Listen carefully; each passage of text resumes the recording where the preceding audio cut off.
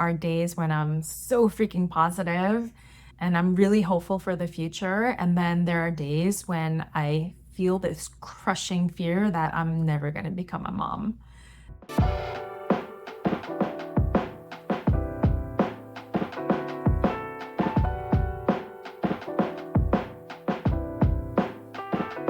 Hello ladies, thanks for stopping by. My name is Helen if you're new here. Welcome to my channel. I started it last year when I started my IVF treatments abroad in Korea. I live in the States, but I came to Korea for IVF because I'm originally from here, but not only that, I have DOR and I am advanced maternal age. I'm 41 years old now. I was 40 when I started.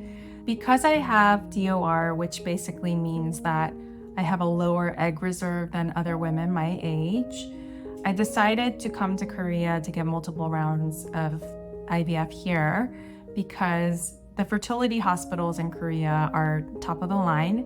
But not only that, it's just incredibly affordable here compared to the States. Yeah, I've been here for quite some time now, documenting my journey here, and I am currently done with my 8th egg retrieval cycle, and I started my 9th egg retrieval cycle, but I have a little bit of an update on that, so I will share that at the end of this video.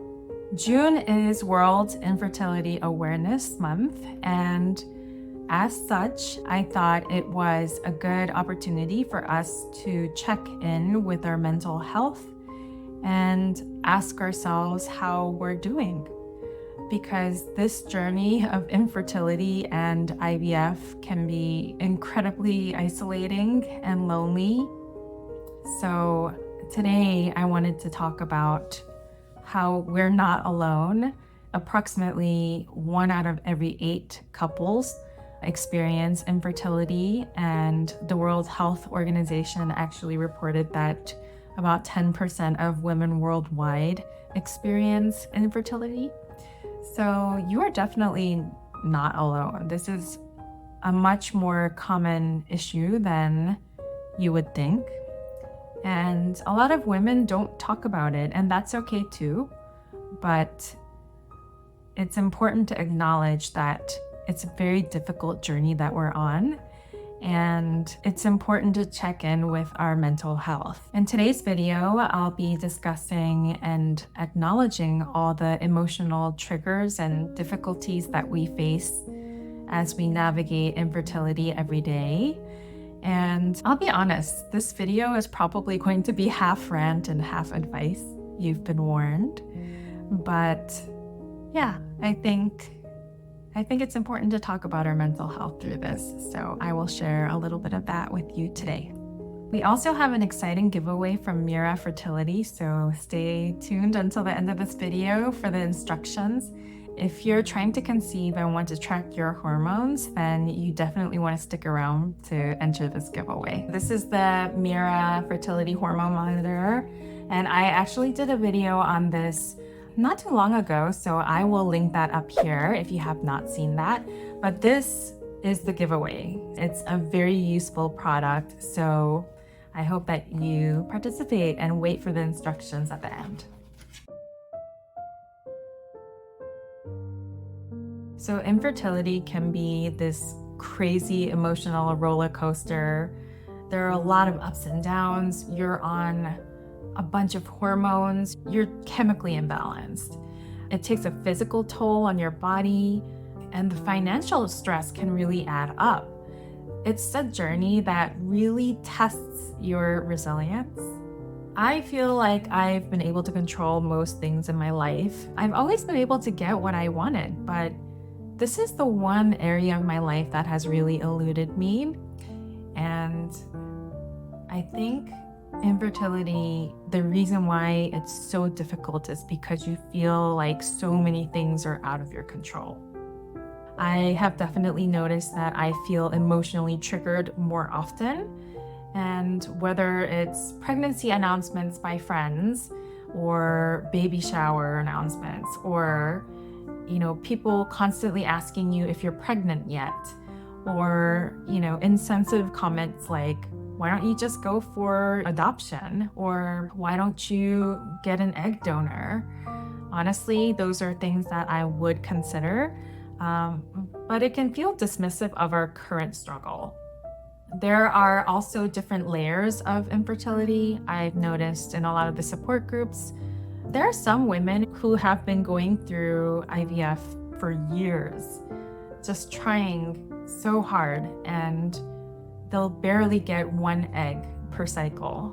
But then there are other women who get like 10 eggs in a cycle, and they will complain about how few eggs they've gotten. Of course, everybody's circumstances are different. Maybe they were supposed to get 20, but then they ended up with 10. But when other women who only get 1 or 2 eggs per cycle, and sometimes none at all, this can be incredibly triggering.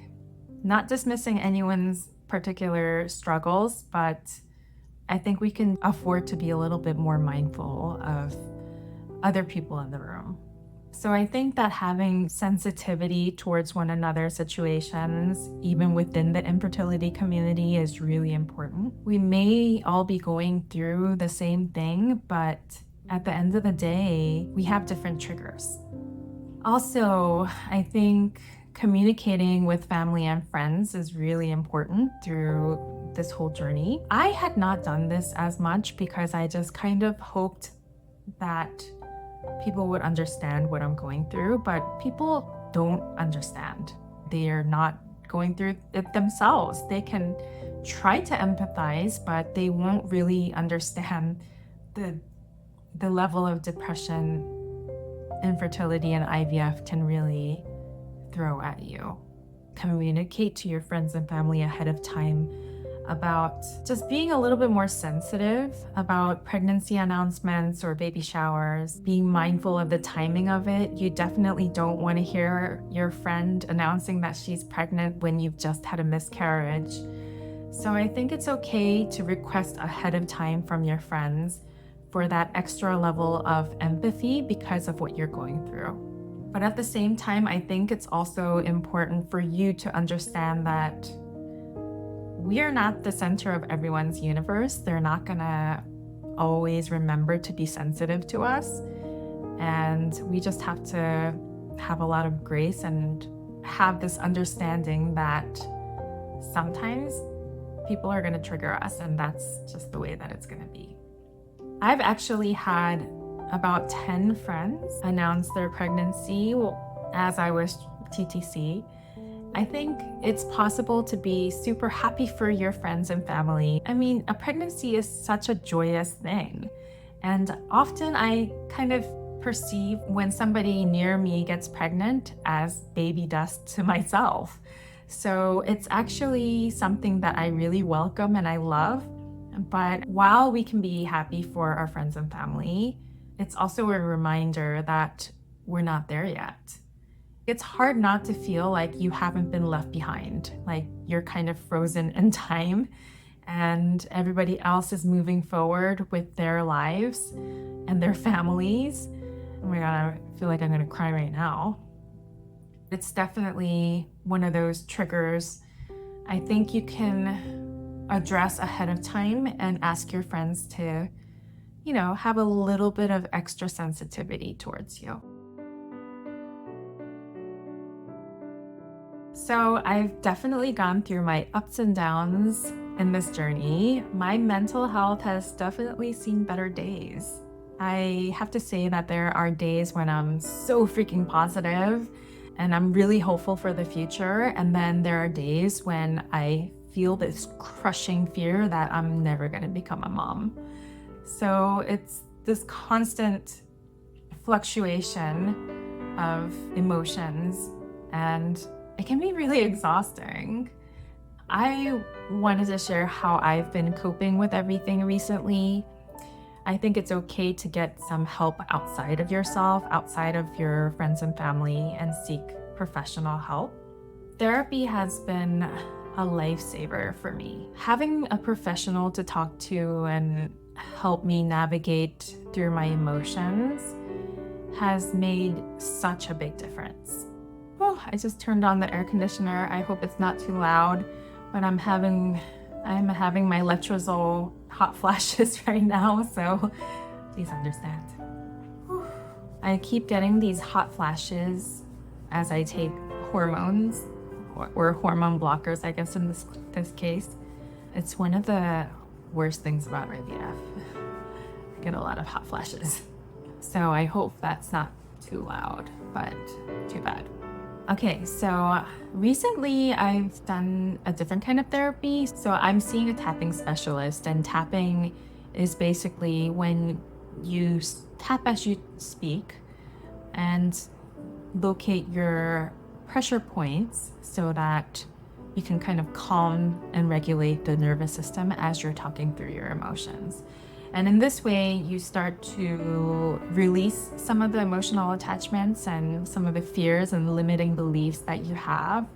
And so I've been doing that lately, and my sessions have actually been really great, but they have also brought a lot of pent-up grief to the forefront. And so I feel like these days I've just been a lot more emotional. And I think that's okay too. I just wanted to leave my body. I don't want it to stay in me. So I see my tapping specialist a couple times a month, and that's been helping so far. And not only that, I've been exercising regularly, but not hardcore exercise. It's more like daily brisk walks. And that just kind of helps me to kind of organize my thoughts, and I don't know, it just feels good when you exercise. So I definitely do recommend that you do a lot of light exercise while you're going through infertility. Apparently, you're not supposed to do any heavy exercises because you don't want your body to be in fight or flight mode. But just gentle walking, like brisk walking, I think is fine. I also do yoga, which has been really helpful. Yoga feels really spiritual to me, so I think in that way it's been helping me as well. I've also had regular cognitive therapy before as well, and they can be very helpful, but I definitely do recommend, shopping around for your therapist, because I think having the right chemistry with your therapist is probably the most important thing. Another thing that's been really helping me through this journey is building my community. I created a Facebook support group. It's just a very close-knit group of women who are going through IVF, and a lot of them are also considering IVF in Korea. I just wanted to create a safe space for us women who are going through infertility to be able to connect and ask each other questions and share information and vent if we need to. So if you're interested in joining that community, then welcome. I think another thing that's been really helping me is my business. I started this business when I realized that I would be in Korea for quite some time. It's called Bloom Korea, and I talked about it not too long ago in a couple videos ago.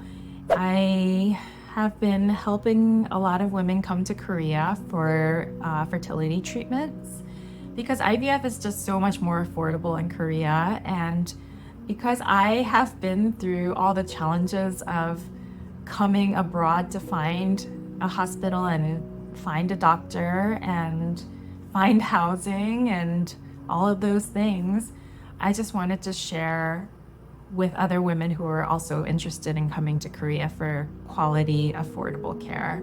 Being able to serve other people who are in similar situations as me has been really great. It's been something that has been helping me feel stronger and fueling my mental health as I continue on in this journey. I've also been journaling. I'm like a big writer. I love writing things down, and this has always been my outlet. Whenever I feel sad or confused about something, I just write down whatever comes into my brain, and it just helps me organize my thoughts, and it helps me to figure out answers that I don't know. I ask myself questions and then I write it out. So that has been really helpful.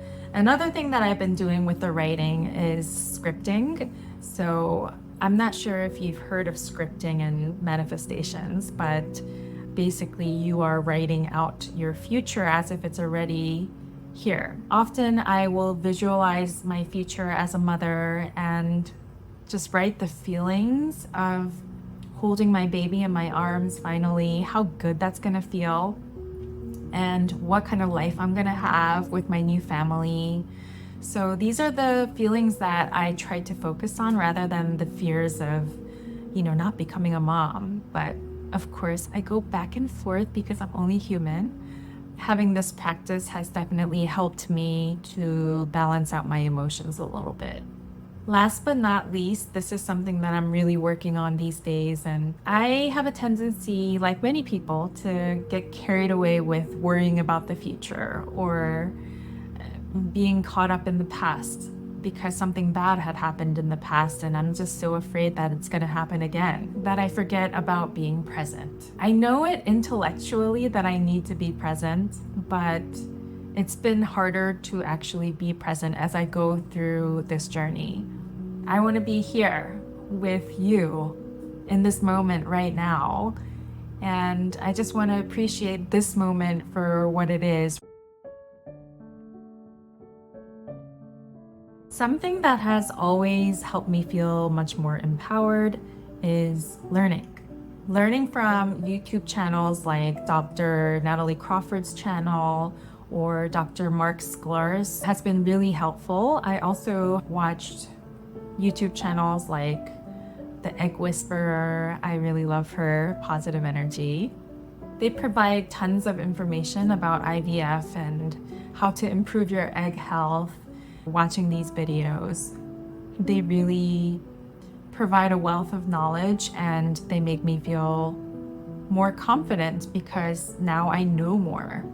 I also read the summary of the Bible of fertility, which is It Starts with the Egg by Rebecca Fett and Melinda Wade.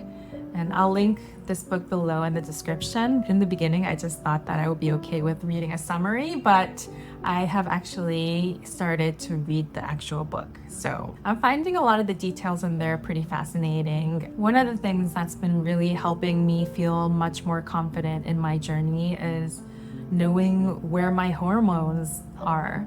So my hormones are really wacky right now because obviously I have been going through a lot of cycles of IVF, but the Mira Fertility Hormone Monitor has been really helpful. So I showed this to you earlier, but this device has been a lifesaver. Not only did it catch when I was taking the wrong hormone pill, I did make a video about that, so I'll link that up here.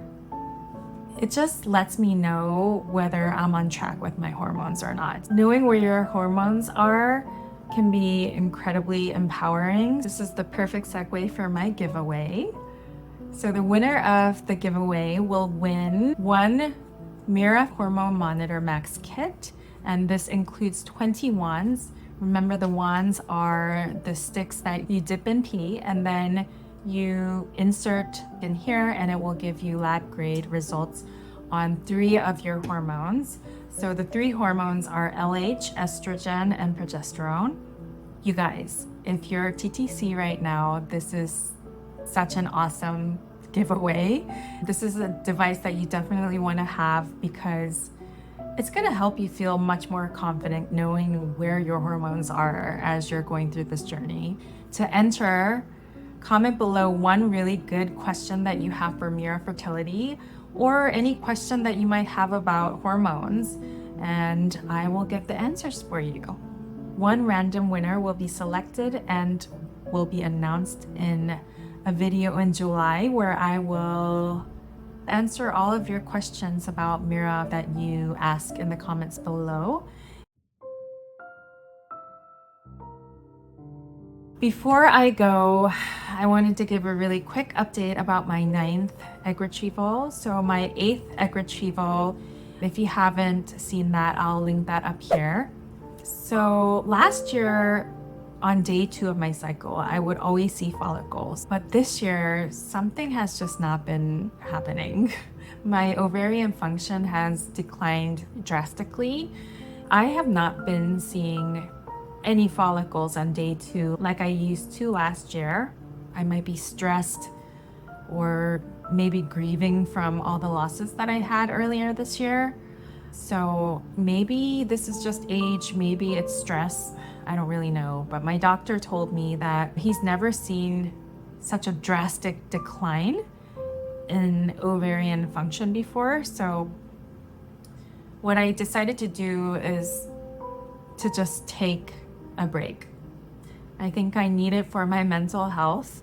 I'm just gonna take some time for myself and take some time to really get back to my health and happiness, and hopefully my ovaries will be back in good shape again. I actually asked my doctor for PRP to see if we could rejuvenate my ovaries, but he told me that because they are in such a bad state, they're very small and hard, he said. Doing PRP in this condition could cause more damage than good. And also PRP is not proven. He made sure that I understood that.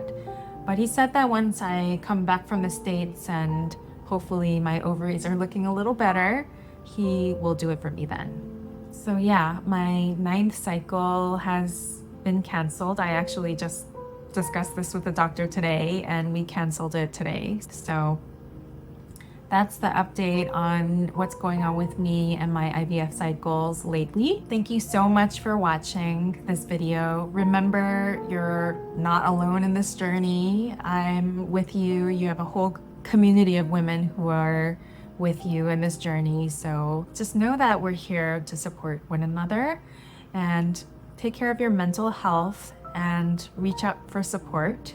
Don't forget to like this video and subscribe to my channel, and share this video with someone that you feel like might need it. And I'll see you in the next one.